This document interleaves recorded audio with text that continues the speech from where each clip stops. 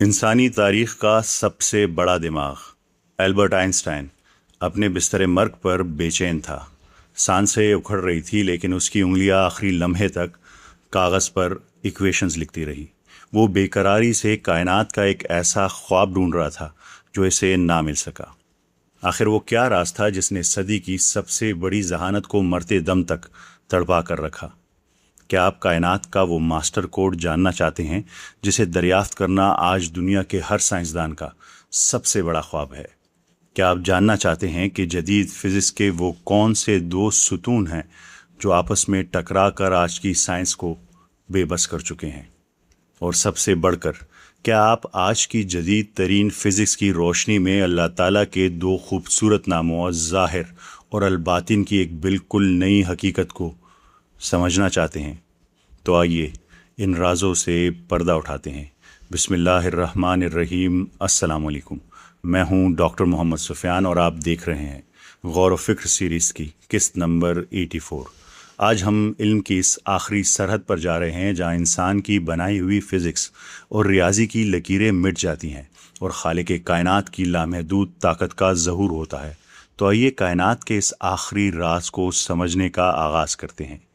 क्या आपने कभी रात के अंधेरे में आसमान की तरफ सर उठाकर इन अरबों चमकते सितारों और वसी कहकशाओं को देखा है? कभी इन लामहदूद फासलों को देखकर आपके जहन में ये ख्याल आया है कि आखिर ये सब कुछ कैसे काम कर रहा है? हर इंसान, चाहे वो पढ़ा लिखा हो या अनपढ़, जिंदगी में कभी ना कभी रात को आसमान देखकर ये ज़रूर सोचता है कि ये सब कैसे चल रहा है। क्या ये खुद ब खुद बन गया है? इतनी बड़ी और पेचीदा कायनात बगैर किसी खराबी के अरबों सालों से एक सेकंड की ताखीर के बगैर कैसे चल रही है?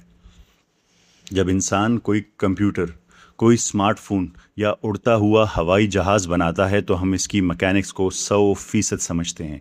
अगर इसमें कोई ख़राबी आ जाए तो मैकेनिक फ़ौरन जान लेता है कि कौन सा पुर्जा ख़राब है और क्यों। क्योंकि वो मशीन हमने खुद बनाई है, हमारे पास इसका ब्लूप्रिंट मौजूद है। लेकिन जब हम इस अजीम व शान कायनात को देखते हैं जो हमारे किसी भी सुपर कंप्यूटर से खरबों गुना ज़्यादा पेचीदा और परफेक्ट है, तो हम दंग रह जाते हैं। इस अजीम कायनाती मशीन का ब्लूप्रिंट हमारे पास नहीं है। हम इस कायनात के इंजीनियर नहीं, महज हैरत ज़दा मुसाफिर हैं। यहीं से तारीख के सबसे बड़े सवाल ने जन्म लिया।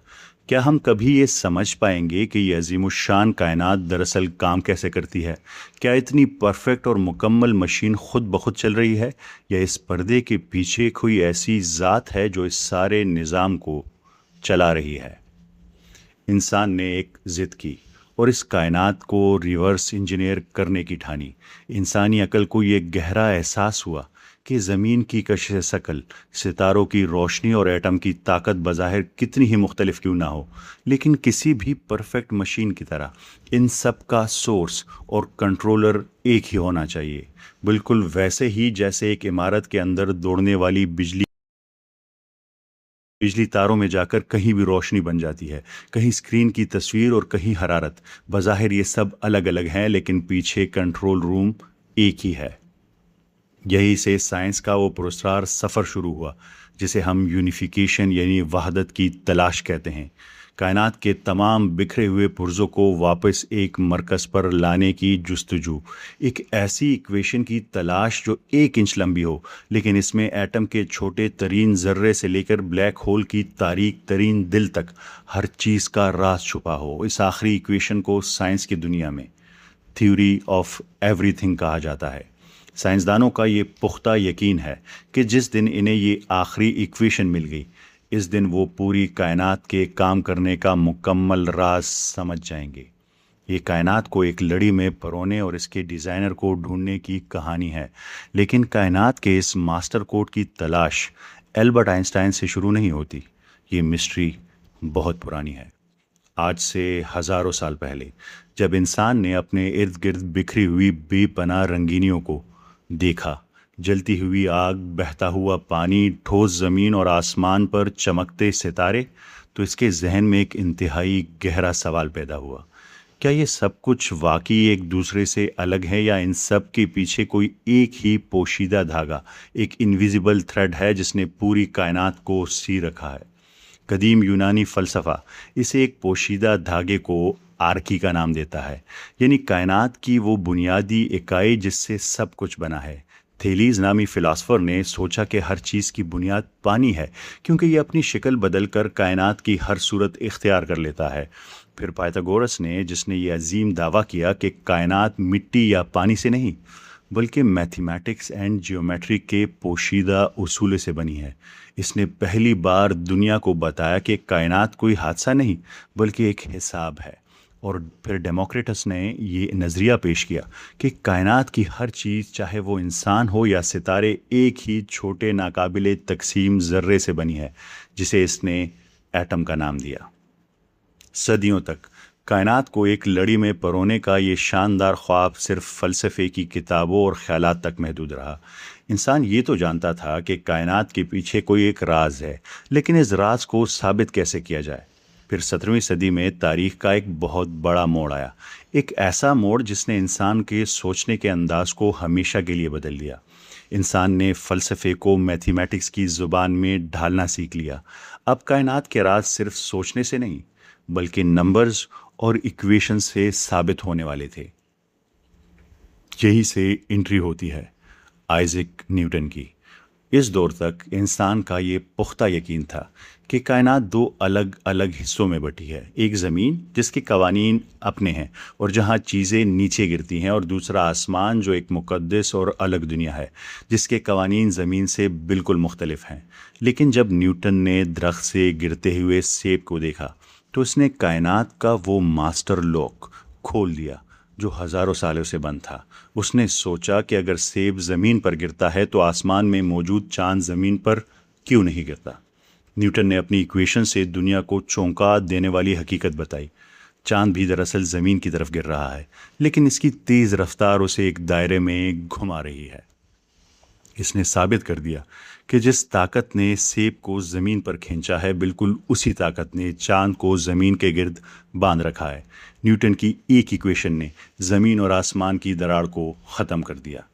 یہ سائنس کی تاریخ کی پہلی اور عظیم ترین یونیفیکیشن یعنی وحدت تھی۔ انسان نے پہلی بار ریاضی کی مدد سے زمین کے فرش کو آسمان کی چھت کے ساتھ جوڑ دیا تھا، اور جب وحدت کا یہ پہلا دروازہ کھلا تو سائنسدانوں کو کائنات کے مزید بکھرے ہوئے ٹکڑے جوڑنے کی راہ مل گئی۔ نیوٹن کے کئی سالوں بعد جیمز کلرک میکسویل نے ایک اور ناممکن کام کر دکھایا۔ انسان صدیوں سے آسمان پر چمکتی بجلی اور زمین پر موجود مقناطیس کو دو بالکل الگ اور مختلف طاقتیں مانتا تھا۔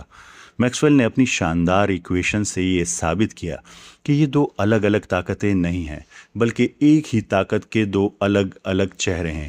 اس نے بجلی اور مقناطیس کو آپس میں ملا کر ایک کر دیا اور اسے الیکٹرو میگنیٹک فورس کا نام دیا۔ انسانیت کا اعتماد آسمان کو چھونے لگا۔ ہم نے زمین اور آسمان کو جوڑ لیا، ہم نے بجلی اور مقناطیس کو جوڑ لیا۔ کائنات کا ماسٹر کوڈ اب ہماری گرفت میں محسوس ہو رہا تھا۔ ہم سمجھنے لگے تھے کہ کائنات کی تمام طاقتیں ایک ہی زنجیر کی کڑیاں ہیں۔ یہ وہ مقام تھا جہاں سے انسان نے یہ خواب دیکھنا شروع کیا کہ اگر ہم ان ساری کڑیوں کو ملا دیں تو ہم آخر کار اس تھیوری آف ایوری تھنگ تک پہنچ جائیں گے جس پر یہ پوری کائنات کھڑی ہے۔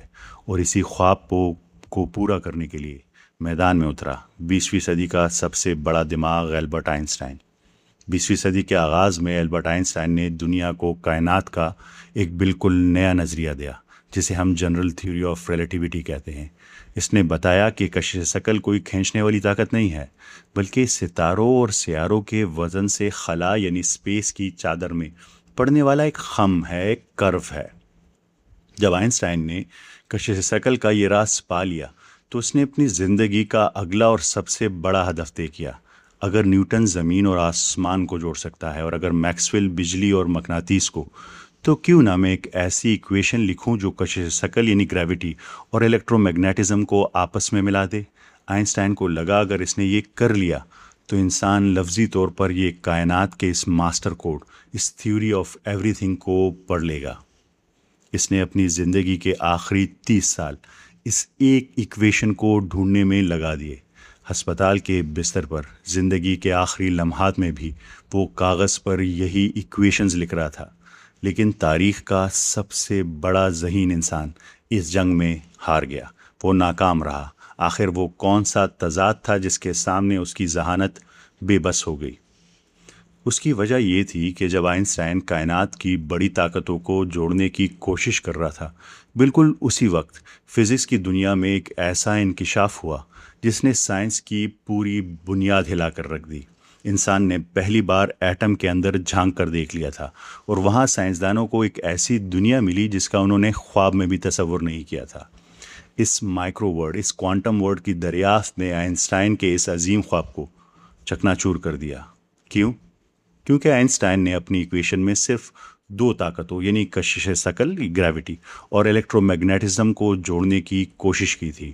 اسے لگتا تھا کہ کائنات کا سارا نظام انہی دو پر چل رہا ہے، لیکن جب سائنسدانوں نے ایٹم کے اندر جھانکا تو انہیں وہاں کائنات کو چلانے والی دو مزید نئی طاقتیں مل گئی، یعنی اسٹرانگ نیوکلیئر فورس اور ویک نیوکلیئر فورس۔ کائنات کا یہ ماسٹر کوڈ اب دو پرزوں کا نہیں بلکہ چار پرزوں کا پزل بن چکا تھا۔ سائنسدانوں پر یہ حقیقت کھلی کہ اگر اب وہ سنگل ایکویشن یعنی تھیوری آف ایوری تھنگ لکھنا چاہے تو کائنات کی ان چاروں طاقتوں کو ایک کرنا ہوگا۔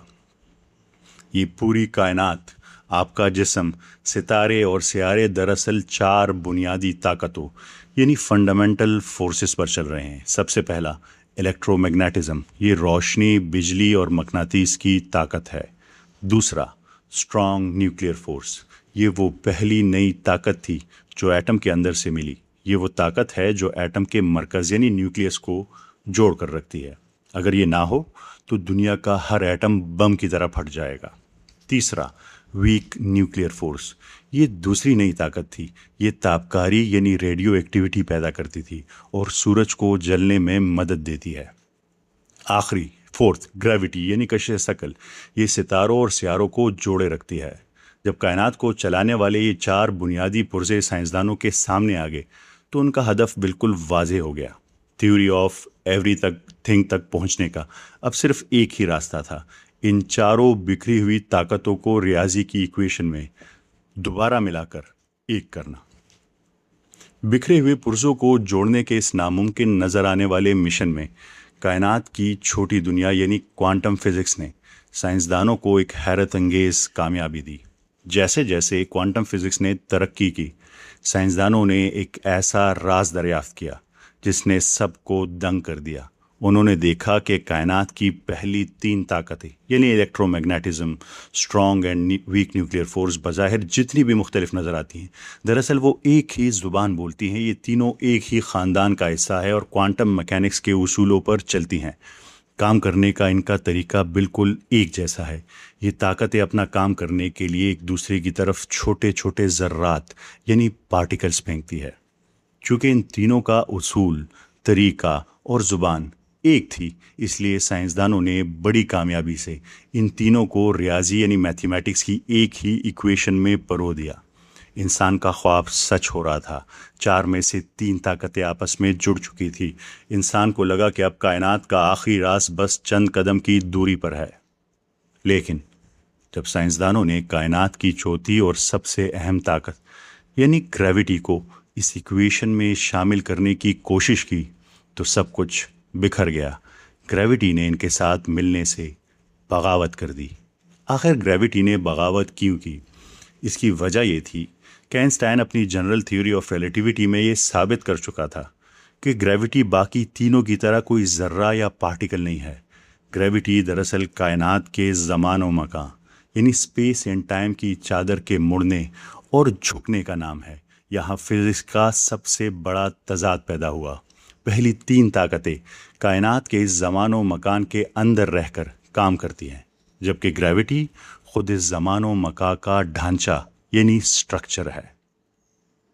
کوانٹم فزکس ہمیں بتاتی ہے کہ کائنات کے اندر موجود ذرات، پارٹیکلز کیسے کام کرتے ہیں، اور ریلیٹیوٹی ہمیں بتاتی ہے کہ وہ کائنات خود کیسے کام کرتی ہے۔ جب سائنسدانوں نے کوانٹم دنیا کے چھوٹے ذرات کی ایکویشن کو کائنات کے اس عظیم ڈھانچے گریوٹی کی ایکویشن کے ساتھ زبردستی ملانے کی کوشش کی تو ریاضی، میتھمیٹکس کریش کر گئی۔ دونوں کے اصول ایک دوسرے سے اتنے مختلف تھے کہ جب انہیں ایک ساتھ کاغذ پر حل کیا گیا تو جواب عام نمبروں کی بجائے इन्फिनिटी आने लगा। और फिज़िक्स की दुनिया में जब किसी इक्वेशन का जवाब इन्फिनिटी आ जाए तो इसका मतलब है कि साइंस अंधी हो चुकी है और आपकी थ्योरी मुकम्मल तौर पर फेल हो चुकी है। यहाँ एक इंतहाई अहम सवाल पैदा होता है, दुनिया भर के साइंसदान आखिर इन दोनों थ्योरीज यानी रिलेटिविटी और क्वांटम मैकेनिक्स को मिलाने के लिए इतने बेचैन क्यों हैं? क्या कायनात को इनके बगैर नहीं समझा जा सकता? इसका जवाब है नहीं। साइंसदान कायनात के काम करने के मुकम्मल तरीके यानी इसके फंडामेंटल मैकेनिक्स को समझना चाहते हैं। और साइंसी तौर पर हम जानते हैं कि जब ये कायनात शुरू हुई यानी बिग बैंग के वक्त तो ये पूरी कायनात एक एटम से भी छोटी थी। उस वक्त दर्जा हरारत और दबाव इतना ज़्यादा था कि कायनात की चारों बुनियादी ताकतें यानी gravity, electromagnetism, strong nuclear force और वीक न्यूक्लियर फोर्स अलग अलग नहीं थी, बल्कि वो पिघलकर एक सिंगल फोर्स बनी हुई थी। जैसे जैसे कायनात फैली और ठंडी हुई, ये ताकतें एक दूसरे से अलग हो गई। आज साइंसदान कायनात के आगाज़ और इसकी मुकम्मल हकीकत को तब तक नहीं समझ सकते जब तक वो इन बिखरी हुई ताकतों को रियाजी के कागज़ पर दोबारा एक ना कर ले। लेकिन सबसे बड़ा सवाल ये है कि अगर साइंसदानों की इक्वेशंस में ये ताकतें एक नहीं हो पाती तो फिर ये कायनात में एक साथ काम कैसे कर रही हैं? ये कायनात तबाह क्यों नहीं हो जाती? क्योंकि इनमें कम्युनिकेशन नहीं है। इसे एक बहुत सादा सी मिसाल से समझें। फ़र्ज़ करें एक इंतहाई जदीद यानी स्मार्ट बिल्डिंग है। इस बिल्डिंग को चलाने के लिए दो अलग अलग इंजीनियर रखे गए हैं। पहला सिविल इंजीनियर है, इसके पास बिल्डिंग का जो स्ट्रक्चर है, लोहे, कंक्रीट और ग्रेविटी की किताब है, ये हमारी जनरल रिलेटिविटी है। दूसरा इंजीनियर आईटी एक्सपर्ट है, इसके पास बिल्डिंग के अंदर दौड़ने वाली वाईफाई सिग्नल, सर्वर्स और माइक्रो चिप्स की किताब है, ये हमारी क्वांटम मैकेनिक्स है। अब अगर आप सिविल इंजीनियर का वाईफाई का कोड देंगे तो इसे समझ नहीं पाएगा, और अगर आप आईटी एक्सपर्ट को सुतून का वज़न नापने के डायमेंशंस के स्ट्रक्चर का कहेंगे तो इसके सर्वर्स काम नहीं करेंगे। दोनों की किताबें, दोनों के कवानीन एक दूसरे से बिल्कुल मुख्तलिफ हैं, वो एक दूसरे से बात नहीं कर सकते। हम इंसानों के पास कायनात की फ़िज़िक्स की भी बस ये दो अलग अलग किताबें ही मौजूद है, लेकिन वो स्मार्ट बिल्डिंग तो बिल्कुल परफेक्ट काम कर रही है। दीवारों के अंदर से तारे गुजर रही हैं और ग्रेविटी सिग्नल्स को कोई नुकसान नहीं पहुंचा रही। दोनों निज़ाम एक दूसरे के साथ मिलकर काम कर रहे हैं। आखिर कैसे, जबकि वो एक दूसरे से बात नहीं कर रहे? जदीद साइंस आज तक इस हैरत में मुब्तला है कि इस कायनात के ये दो बिल्कुल मुख्तलिफ निज़ाम, जिनका आपस में बज़ाहिर कोई ताल्लुक़ नहीं, इतनी बेऐब हम आहंगी यानी फ्लॉलेस हार्मनी के साथ कैसे चल रहे हैं। साइंसदानों की ये उलझन सिर्फ उस वक्त दूर हो सकती है जब वो एक अहम तरीन इम्कान पर गौर करें, उसकी पॉसिबिलिटी को देखें। क्या ये मुमकिन है कि इन दोनों इंजीनियर्स के पीछे एक चीफ आर्किटेक्ट मौजूद हो? ये दोनों निज़ाम इसलिए परफेक्ट काम नहीं कर रहे कि वो आपस में कोई राब्ता कर रहे हैं, बल्कि इसलिए कर रहे हैं क्योंकि वो एक ही तख्लीक कार की, एक ही क्रिएटर की दी गई हिदायत यानी इंस्ट्रक्शंस के ताबे हैं। ये इमारत बिल्कुल परफेक्ट काम कर रही है। भारी भरकम कंक्रीट की दीवारों के एन बीच से डेटा की नाजुक तारें गुजर रही हैं, लेकिन मजाल है कि कंक्रीट का बोझ या ग्रेविटी इन डिजिटल सिग्नल्स को ज़रा भी नुकसान पहुंचाए तो बिल्कुल मुतज़ाद निज़ाम, एक तरफ भारी तामीराती ढांचा और दूसरी तरफ इंतहाई नाजुक इलेक्ट्रॉनिक सिग्नल एक साथ मिलकर काम कर रहे हैं। आखिर कैसे? क्योंकि इन दोनों के मैनुअल्स एक ही मास्टर माइंड ने डिज़ाइन किए हैं। स्ट्रक्चरल इंजीनियर और नेटवर्क इंजीनियर शायद सिर्फ अपने अपने हिस्से का काम करना जानते हैं और इनका आपस में कोई राब्ता नहीं, लेकिन वो चीफ आर्किटेक्ट बखूबी जानता है कि कंक्रीट के बोझ और डेटा की रवानी को एक ही इमारत में यकजा कैसे करना है। ये काम है किसी चीफ आर्किटेक्ट का। बिल्कुल इसी तरह ये कायनात इसलिए परफेक्ट काम कर रही है क्योंकि माइक्रो दुनिया यानी क्वांटम वर्ल्ड और मैक्रो दुनिया यानी रिलेटिविटी को मिलाने वाली master equation, theory of everything, इंसान के पास नहीं बल्कि उस चीफ आर्किटेक्ट के पास है जिसने इसे तख्लीक किया है। कायनात में कोई तजाद नहीं, तजाद हमारे नामुकम्मल इल्म में है। कायनात बिखरी हुई नहीं, हमारी रियाजी बिखरी हुई है। साइंसदान उसे तलाश करने से कासिर है। क्यों? क्योंकि रियाजी का एक मशहूर कानून है, गॉडेज इनकम्प्लीटनेस थ्योरम। इस कानून के मुताबिक कोई भी सिस्टम अपने अंदर रहते हुए خود کو 100% مکمل طور پر ثابت نہیں کر سکتا۔ اسے ثابت کرنے کے لیے اس سسٹم سے باہر کسی آبزرور کی ضرورت ہے۔ انسان اس کائنات، اس زمان و مکان، اس اسپیس ٹائم کے فریم ورک کے اندر قید ہے۔ ایک مچھلی جو سمندر کے اندر رہتی ہو، وہ سمندر کے باہر کی فزکس نہیں لکھ سکتی۔ ہم تصویر کے اندر رہ کر پوری تصویر کو کیسے ڈیکوڈ کر سکتے ہیں؟ اسے ڈیکوڈ کرنے کے لیے اس ہستی کی ضرورت ہے جس نے اس کائنات کو بنایا ہے، جو اس ٹائم اور اسپیس کی قید سے باہر ہو، جو اسے باہر سے آپریٹ کر رہا ہو۔ یہاں خالق یعنی کریٹر صرف ایک عقیدہ نہیں رہتا، بلکہ میتھمیٹکس اور لاجک کی سب سے بڑی ضرورت بن جاتا ہے، اور یہیں سے سائنس کی حد ختم ہوتی ہے اور قرآن کریم کی سچائی عروج پر پہنچتی ہے۔ سائنس جس مائکرو اور میکرو دنیا کو جوڑنے کی کوشش کر رہی ہے اور جس میں وہ الجھ کر رہ گئی ہے، قرآن کریم نے 1400 سال پہلے اسے ایک ہی خالق کی صفت قرار دیا تھا۔ اللہ تعالیٰ قرآن شریف میں فرماتے ہیں، سورہ حدید کی آیت نمبر 3 ہے، هو الاول والآخر والظاہر والباطن وهو بكل شيء علیم۔ وہ الظاہر ہے یعنی میکرو ورڈ، وہ بڑی کائنات، گیلیکسیز اور ستاروں کے نظام میں ظاہر ہے، اور وہ الباطن ہے یعنی دا ہڈن یعنی مائکرو ورڈ یعنی کوانٹم ورڈ، وہ اس کوانٹم دنیا، ایٹم اور اس کے اندر چھپے اندیکھے رازوں کا بھی رب ہے۔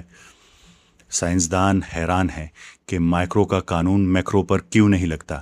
قرآن کریم اس کا جواب سورہ یونس آیت نمبر 61 میں انتہائی سائنسی انداز میں دیتا ہے، اور آسمان و زمین میں کوئی ذرہ یعنی ایٹم یعنی کوانٹم ورلڈ بھی تمہارے رب سے پوشیدہ نہیں ہے، اور نہ اس ذرے سے کوئی چھوٹی چیز یعنی سب ایٹامک پارٹیکلز، اور نہ کوئی بڑی چیز یعنی ستارے اور میکرو ورلڈ، مگر یہ سب ایک واضح کتاب مبین میں درج ہے۔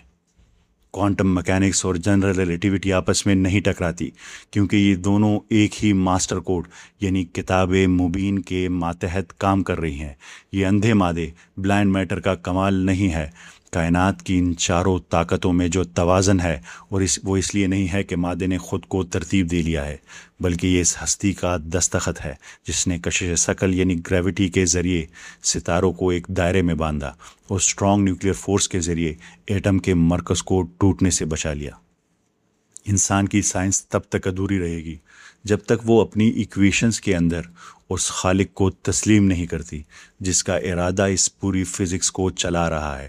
جس دن وہ یہ جان لیں گے، انہیں سمجھ آ جائے گا کہ تھیوری آف ایوری تھنگ کوئی میتھمیٹیکل فارمولہ نہیں، بلکہ وہ خالق کائنات کا ارادہ اور اس کی توحید کا اعلان ہے۔ یہ ہے وہ وحدانیت۔ کائنات خود بخود نہیں چل رہی کہ اسے کسی ریاضی کے فارمولے کے سہارے کی ضرورت ہوگی۔ یہ دونوں نظام، کوانٹم اور ریلیٹیوٹی، اس لیے ایک ساتھ چل رہے ہیں کیونکہ ان پر ہر لمحے ایک زندہ اور قائم رہنے والی ذات کا کنٹرول ہے۔ جیسا کہ آیت الکرسی میں فرمایا گیا ہے، اللہ، اس کے سوا کوئی معبود نہیں، وہ زندہ ہے اور ہر چیز کو تھامنے والا، قائم رکھنے والا ہے۔ تھیوری آف ایوری تھنگ کوئی ایسا جادوئی فارمولہ نہیں ہے جو کاغذ پر لکھ دیا جائے اور کائنات خود بخود چلنا شروع ہو جائے۔ یہ چاروں طاقتیں محض اللہ کے حکم کے اوزار ہیں۔ انسان جب تک تخلیق کی ایکویشن میں سے خالق کو نکال کر کائنات کو سمجھنے کی کوشش کرے گا، اس کی ایکویشنز کا جواب ہمیشہ انفینٹی اور نامکمل ہی آئے گا۔ یہ تھی غور و فکر کی قسط نمبر 84۔ امید ہے آپ نے اس سے کچھ نہ کچھ ضرور سیکھا ہوگا، اور اگر آپ نے سیکھا ہے تو یہ آپ پہ ذمہ داری ہے کہ اسے آپ نے آگے پہنچانا ہے اور لوگوں سے شیئر کرنا ہے، فیملی اور فرینڈز میں اسے ڈسکس کرنا ہے۔ یہ ہم سب کی ذمہ داری ہے، یاد رکھیے گا۔ ملتے ہیں اگلی قسط میں۔ آپ سب کا بہت بہت شکریہ۔ اللہ حافظ۔